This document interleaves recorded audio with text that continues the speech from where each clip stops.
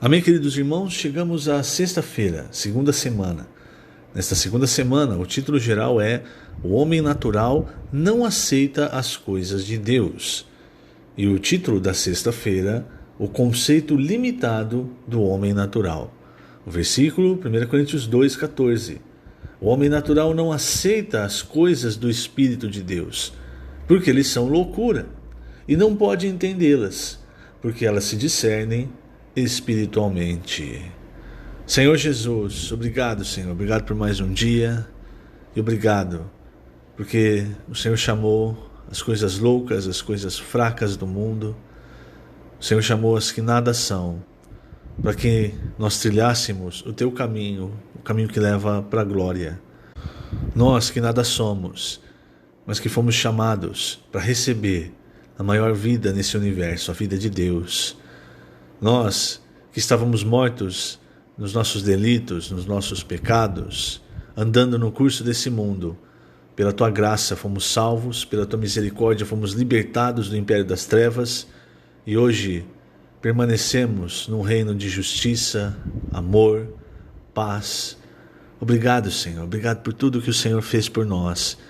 E hoje nós queremos ter um discernimento espiritual das coisas espirituais.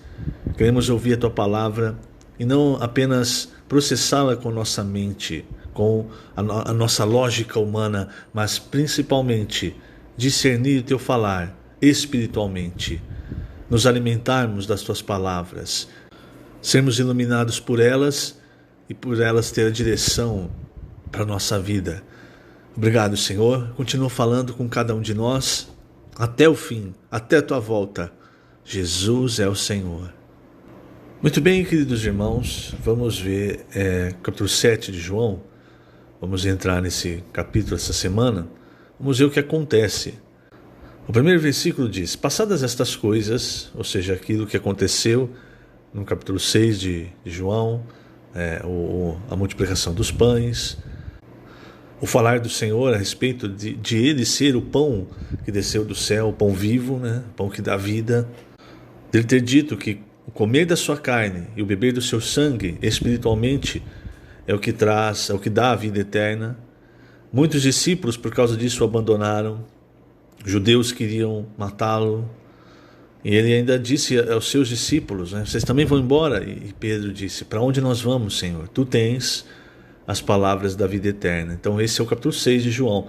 Passadas estas coisas, o versículo 7, capítulo 7, versículo 1 diz: Jesus andava pela Galileia porque não desejava percorrer a Judeia, visto que os judeus procuravam matá-lo. Então nós até falamos isso em dias anteriores. Veja, a liderança judaica é que influenciava o povo, e não a grande maioria, porque a grande maioria, principalmente os mais pobres, os mais humildes, eles reconheciam o Senhor, no mínimo, como um profeta vindo da parte de Deus. Mas havia uma parte do povo, influenciada principalmente pela liderança, que não queria perder a sua posição, os benefícios da sua posição, e via em Jesus um obstáculo que deveria ser retirado. Então, Jesus não queria ir para a Judeia, porque estava sob constante ameaça.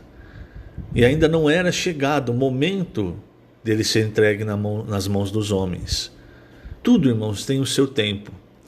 Se nós andarmos debaixo da vontade de Deus, seguindo a palavra de Deus, todas as coisas vão ser feitas no tempo de Deus. O problema é quando nós saímos da vontade de Deus. Nós achamos, esse caminho é melhor, esse caminho vai trazer mais resultado. Mas esse caminho não é o caminho de Deus. E é o que nós vemos aqui, nesse começo do capítulo 7 do Evangelho de João. Então o Senhor, ele não queria percorrer, não desejava percorrer a Judéia, visto que os judeus procuravam matá-lo. Ora, a festa dos judeus, chamada de festa dos tabernáculos, estava próxima. Então, a semana passada nós vimos as 7 festas, e a festa dos tabernáculos é a última festa que acontecia no 7º mês. Essa festa espiritualmente representa para nós o milênio, o reino milenar. Naquela época era a festa em que os judeus, eles durante 7 dias celebravam, era também chamada de festa das colheitas, porque após a colheita, todos eles separavam uma quantidade como se fosse uma grande festa do amor. E aí durante 7 dias eles desfrutavam do resultado da colheita feita até aquela parte do ano. Então o milênio para nós, irmãos, que cultivamos Cristo, que laboramos a boa terra, que é Cristo, que mergulhamos em Cristo, enfim, o milênio para nós vai ser uma grande festa dos tabernáculos, uma grande festa das colheitas, onde o nosso desfrute de Cristo vai ser maximizado. E essa festa dos tabernáculos, que estava próxima, era uma das festas em que era obrigatória a presença de todos em Jerusalém. Então, não importa onde você estava, você tinha que subir para Jerusalém, pelo menos em 3 festas. A festa da Páscoa, a festa dos Pentecostes e a festa dos tabernáculos. Então, nessas 3 era obrigatória a presença em Jerusalém. Muito bem, aí, irmãos, no versículo 3, veja o que começa a acontecer. Dirigiram-se, pois, a ele os seus irmãos e lhe disseram: deixa este lugar e vai para a Judéia. Aqui, veja só, você vai começar a perceber a cabeça, como pensa a cabeça do homem natural. Veja que nós estamos falando dos irmãos de Jesus, pessoas que conviveram com ele praticamente a sua vida toda. Dirigiram-se, pois, a ele seus irmãos e lhe disseram: deixa este lugar e vai para a Judéia, para que também os teus discípulos vejam as obras que fazes. O que ele queria dizer? Vai para um lugar de destaque, para que as pessoas vejam o que você está fazendo, e aí você seja aclamado, você tenha destaque. Então esse é o caminho do homem natural, é o caminho da mídia, da ostentação. Eles ainda confirmam no versículo 4: porque ninguém há que procure ser conhecido em público e contudo realize os seus feitos em oculto. Se fazes estas coisas, manifesta-te ao mundo. Então manifestar-se ao mundo naquela época é ir para a Judéia. A Judéia era o lugar onde as principais pessoas, as autoridades estavam. E Jesus, ele caminhava principalmente nas aldeias, procurando as pessoas pobres, os doentes, e ali na Galiléia, que era uma região desprezada. Então os irmãos de Jesus, irmão, e veja, eles mesmos não criam. No versículo 5 fala: pois nem mesmo seus irmãos criam nele. Então veja, esse é o caminho do homem natural. É fazer as coisas sem crer, pelo seu esforço, pela maneira que ele entende que vai haver resultado. Por isso, esse versículo fala as coisas, o 1 Coríntios 2,14, as coisas do Espírito de Deus são loucura para o homem natural. Fala da cruz de Cristo, as pessoas zombam. O seu Deus precisou ser crucificado. As pessoas não entendem. Agora, quando, irmãos, nós cremos, quando nós recebemos a palavra no Espírito, aí as coisas de Deus, as coisas espirituais, elas vão se discernindo. E você vai tendo noção, você vai tendo uma visão clara do caminho de Deus. Você vai olhando as coisas e percebendo: isso aqui não é o caminho de Deus. Por exemplo, essa ideia que os irmãos de Jesus deram poderia ser uma boa ideia, não é? Vai para a Judéia, começa a fazer os milagres lá e você vai ficar famoso. Mas não era o caminho de Deus. Por isso, no versículo 6, o Senhor diz: disse-lhes, pois, Jesus: o meu tempo ainda não chegou, mas o vosso sempre está presente. Ele estava se referindo, irmãos, à vontade de Deus. O tempo dele de ir para a Judéia e ser entregue nas mãos dos homens, dos sacerdotes, ainda não havia chegado. Mas o tempo para os irmãos dele de crerem, esse havia chegado, irmãos. Mas o vosso sempre está presente. Isso é também uma grande advertência para nós. Aproveitar aquilo que o Senhor está nos dando, o nosso tempo. Nós temos recebido muitas coisas do Senhor. O que nós temos feito com essas coisas? O nosso tempo é agora. Se eu partir para o Senhor, se eu falecer, dormir no Senhor, acabou meu tempo, acabou minhas oportunidades. Se o Senhor voltar, acabou meu tempo, acabou minhas oportunidades. É como a parábola das virgens. Então o nosso tempo está sempre presente. Que tempo? O tempo de crer, o tempo de seguir a palavra, o tempo de realizar a vontade do Senhor. Nesse ponto, eu gostaria de ler na página 33, a partir do 2º parágrafo. Veja, irmãos, essa lição é uma lição muito importante, porque a nossa tendência é fazer as coisas do jeito que nós achamos melhor. E quando nós fazemos assim, com o nosso pensamento, com a nossa lógica, que parece ser a lógica mais brilhante do mundo, como os irmãos de Jesus achavam que era a lógica mais brilhante essa, quando nós agimos assim, nós saímos da vontade de Deus. A vontade de Deus, ela não passa pela nossa lógica. Isaías 55 diz isso: os meus pensamentos são muito mais altos do que os seus, os meus caminhos são muito mais altos do que os vossos caminhos. É o que diz Isaías 55.